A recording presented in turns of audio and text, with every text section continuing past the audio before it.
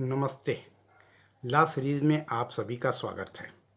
अपराधी और पीड़ित यानी एक्यूज एंड विक्टिम में पीड़ित के अधिकारों की बात करेंगे।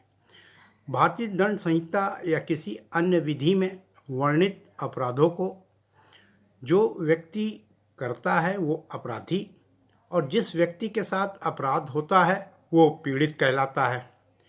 सवाल उठता है कि पीड़ित व्यक्ति अपराधी के खिलाफ कैसे कार्रवाई करे और कानून में इसके क्या प्रावधान दिए गए हैं। किसी भी घटना के घटित होने पर सबसे पहले अपराध की गंभीरता को देखना होगा कि अपराध कॉग्निजेबल यानी गंभीर प्रकृति का है या नॉन कॉग्निजेबल यानी साधारण प्रकृति का है।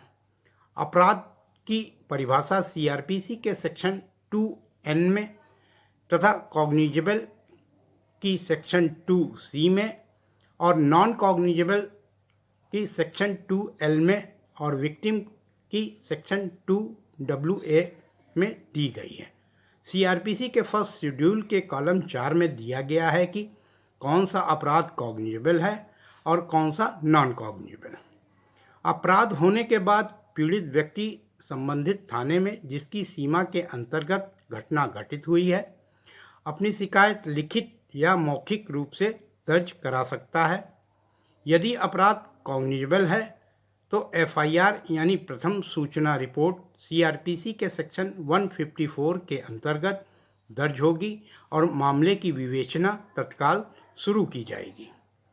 यदि अपराध नॉन कॉग्निजेबल है तो सीआरपीसी के सेक्शन 155 के अंतर्गत थाने में रखी पुस्तिका में दर्ज की जाएगी और नॉन कॉग्निजेबल ऑफेंस में मजिस्ट्रेट सेक्शन 155 क्लॉज 2 के अंतर्गत भी अपने आदेश से पुलिस अधिकारी से मामले की जांच करा सकता है। संबंधित थाना पीड़ित की एफआईआर दर्ज नहीं कर रहा है या मना कर देता है तो पीड़ित क्या करे? तब जिले के सुपरिंटेंडेंट ऑफ पुलिस को एफआईआर दर्ज करने के लिए प्रार्थना पत्र सीआरपीसी के सेक्शन 154 क्लॉज 3 के अंतर्गत रजिस्टर्ड डॉग द्वारा दे सकता है। कॉग्निजेबल ऑफेंस डिस्क्लोज होने पर स्वयं या अपने अधीनस्थ किसी पुलिस अधिकारी द्वारा जांच करा सकता है और मामला पाए जाने पर एफआईआर दर्ज करने के निर्देश दे सकता है। अगर इसके बावजूद भी कोई कार्रवाई नहीं होती तो क्या होगा?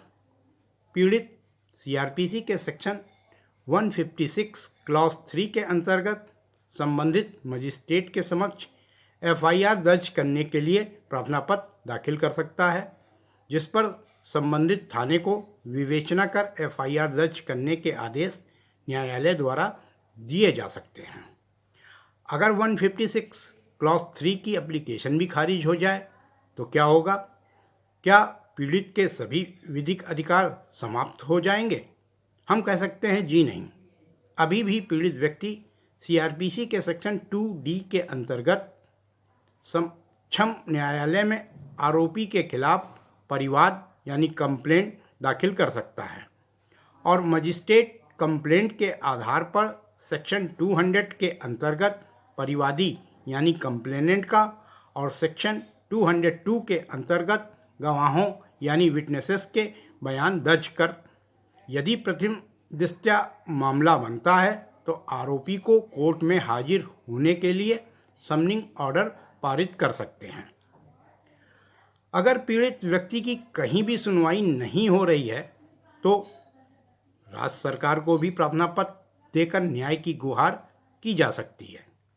कई बार सरकार के आदेश के बाद कार्रवाई की गई है। अगर इतने प्रयास करने के बावजूद भी कहीं कोई सुनवाई नहीं होती है तो ऊपरी न्यायालय का भी दरवाज़ा खटखटाया जा सकता है। कॉन्स्टिट्यूशन ऑफ इंडिया के आर्टिकल 32 के अंतर्गत माननीय सुप्रीम कोर्ट में तथा आर्टिकल 226 के अंतर्गत माननीय हाई कोर्ट में मैंडेमस की रिट दाखिल की जा सकती है। यदि न्यायालय को उचित लगता है, मामला बनता दिखता है तो कंसर्न अथॉरिटीज़ को समुचित कार्रवाई करने का निर्देश दे सकती है। माननीय सुप्रीम कोर्ट की कॉन्स्टिट्यूशनल बेंच ने Lalita Kumari versus state of Uttar Pradesh and others order dated 12/11/2013 में स्पष्ट कहा है कि एफआईआर अनिवार्य रूप से दर्ज होनी ही चाहिए यदि कॉग्निजेबल ऑफेंस डिस्क्लोज हो रहा है। वीडियो पसंद आया हो तो लाइक करें, शेयर करें और सब्सक्राइब करें। Thank you.